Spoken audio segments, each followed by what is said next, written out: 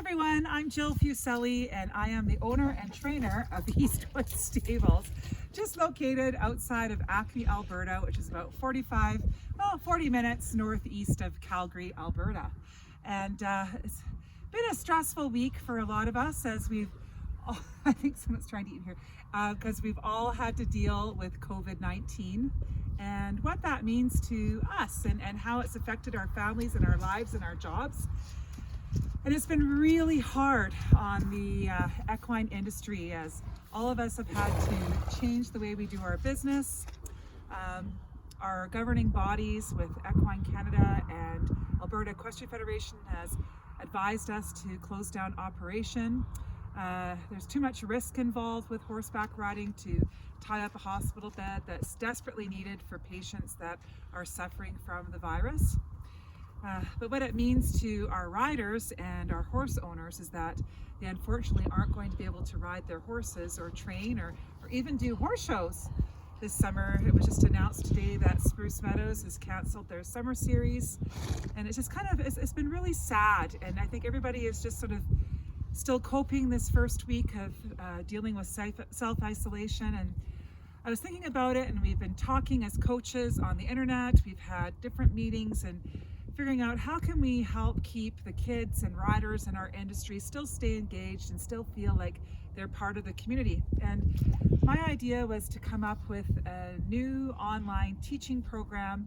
Then I know how much Canadians love hockey, so I've decided to call it Horses Coaches Corner, which is a little bit of a play on Don Cherry's business that he no longer is a part of. But anyhow, I'm hoping that it will bring the kids a little closer to their horses, and we have some horses fighting over here, sorry.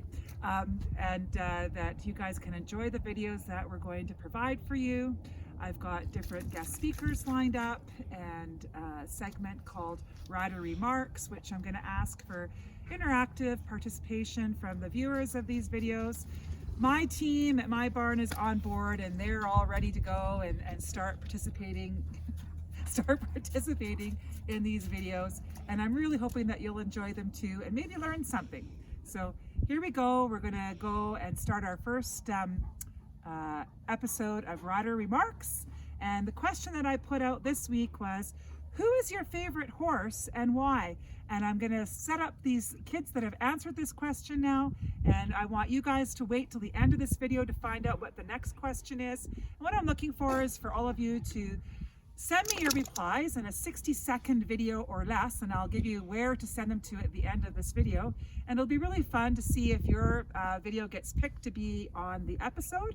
And we'll let you enjoy these answers from kids from my own barn. And again, the question is, who is your favorite horse and why?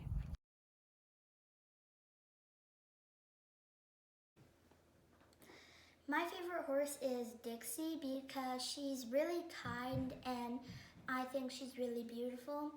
And she has a very nice trot. I quite like it.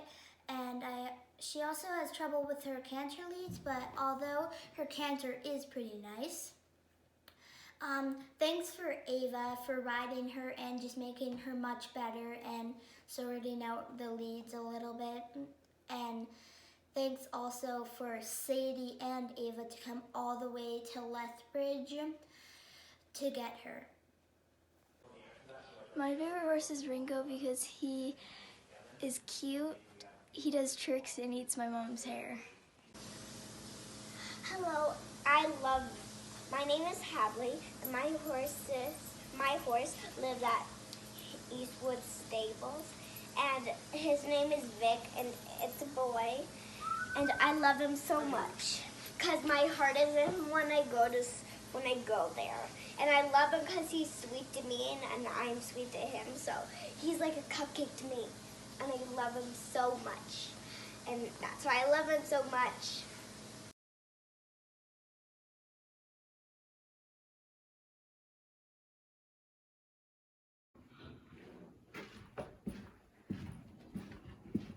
Hi everyone, we're back inside at Eastwood Stables in our indoor arena.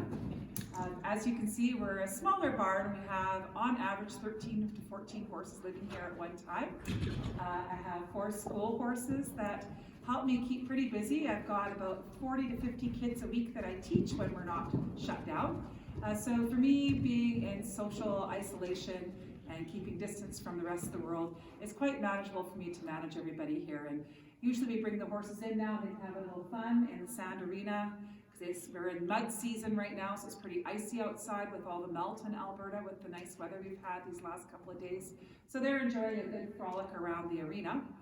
The topic of discussion today for episode 1 of Horses Coaches Corner is basic horse behavior for safety's sake. And safety has been on the tip of everybody's tongue these days, telling everyone to stay safe, stay home, and just keep your family safe, enjoy your family this next couple of months if we're stuck in this situation still in a couple of months. And you know, it will pass and life will get back to normal eventually, and we just all got to hang in there and try and find things to occupy our spare time.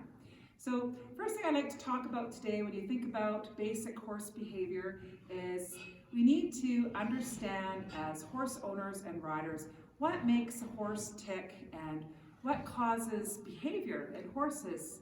And I often hear people saying, oh, my horse is like my dog, or my horse is my pet. And I mean, we all love our horses and they're part of our family, but they really aren't the same as dogs. The difference between horses and dogs is dogs are the predators and horses are the prey. So their reaction to difficult and stressful situations are completely different. A dog will be on the attack and a horse will be like a flight animal. They want to run away and get away from us. So it's a little bit difficult if we're dealing with a 1,000-pound animal. So part of the reason why we need to understand how horses think and their behavior is to keep safe and teach them that they can trust us and that we are there to protect them and help them make decisions about being obedient and submissive to whatever training we're doing with them at that particular time. I've got 2 of our 4-legged friends out here today. And I think you can see there's a buckskin and a black. The buckskin belongs to a young girl in my barn. She's lovely. Her name is Kiera. And he's a funny guy. He's a little bit spooky and nervous. He hasn't had a lot of trust issues, so we're still working on that. And luckily, even though he's owned by a little girl, her mom is a great rider, so she's been helping with his training.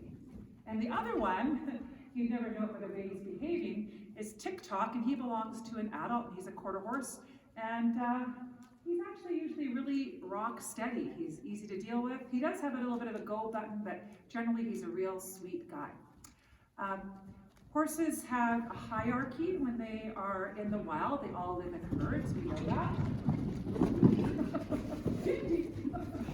They live in herds. So when they live in herds, there's always a hierarchy or a pecking order. And often in the wild, the stallion is at the top of the pecking order, but then it's usually almost always a mare, and the mare kind of rules the roost of the rest of the herd. But even in the rest of the herd, there is a pecking order, and some horses are top dogs, and some horses are submissive.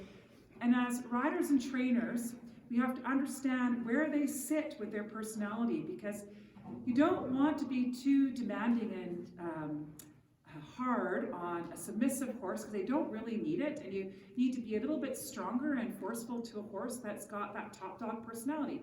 And you want to make sure that you understand how they think so that you apply the correct training so that you don't actually do anything too damaging to a submissive horse or get hurt on a top dog horse. So I'm going to attempt to safely catch one of these guys, and that might take a moment, so we might have to fast forward this in the video, but I'm going to try and catch the black one first, I think. So when horses are looking at you, if you look at the way their eyes are shaped on their heads, their eyes are on the sides of their face. So that means they can see all the way around them because they are prey animals. They need to be able to see around their surroundings. But they do have technically a slight blind spot in the front and a slight blind spot in the back. So you want to make sure that when you're catching a horse and approaching them, you try to approach them from the side.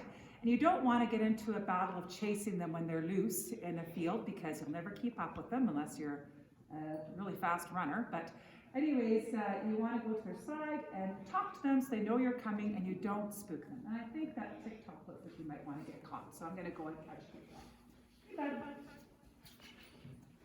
So I keep my halter beside my body. Well, maybe not. Let's just take a look here. And I'm going to just walk up to them calmly, but I kind of follow their movement so that I know that I'm not going to chase them. I'm not going to let them walk away. TikTok is already looking submissive to me, whereas you can see the buckskin is still, I don't know about her, right? And that's the way I see personality in these two horses. TikTok already knows I'm coming. Okay. I'm going to follow his movement again. You can see, even though Triton is nervous, he's still really curious, and he's looking at me now, which is a sign of submission. So I put the rope around his neck, so I've got it, and I carefully slide the halter on his nose, put the piece around behind his ears, and do a buckle. Good boy.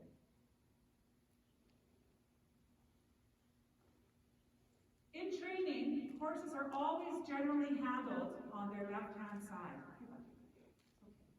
And in horse terminology, that's called the near side. So left is near, right is off. So we always lead the horses on the near side. With the halter and lead rope, when I teach my little guys to lead a horse, usually they're about this tall, and they've got very short legs, excuse me. So he's getting in my personal space now, so I'm telling him to get out of my personal space. I don't know if you guys saw that. I walk beside him, and I tell my little guys to walk with their arm out straight so they don't get stepped on. They don't get stepped on. So I can walk a little bit closer because I'm taller and bigger. So you hold right below where the halter is attached to the lead rope. Take the excess rope in your opposite hand. Be really careful that you don't wrap it around your hand like this. If a horse ever spooked and pulled, they could rip your fingers off. So you hold here, looking straight ahead. If you're a short rider, try to walk a little faster so they don't have to walk slowly. You want to kind of stay even with their head, maybe a little bit behind their head, but definitely in front of their shoulder. If your horse starts to walk off in front of you, there's no respect there. They still need to follow your lead, and you need to tell them to stop, back up a bit, push them back, and make them wait for you. So I'm just going to ask them to walk forward. And we're seeing that we're walking. And just one more thing. If you're leading a horse and you want to turn them around, you don't want to turn them towards you. This is where you get stepped on. So this is incorrect. Okay, here's where he's going to step on my feet. So I'm going to show you the correct way to turn a horse around. When you're walking and I want to turn him around, I'm going to take my halter and push him around away from me. Turn him around. We're going to do a full 360 turn here. And that's the proper way to turn the horse.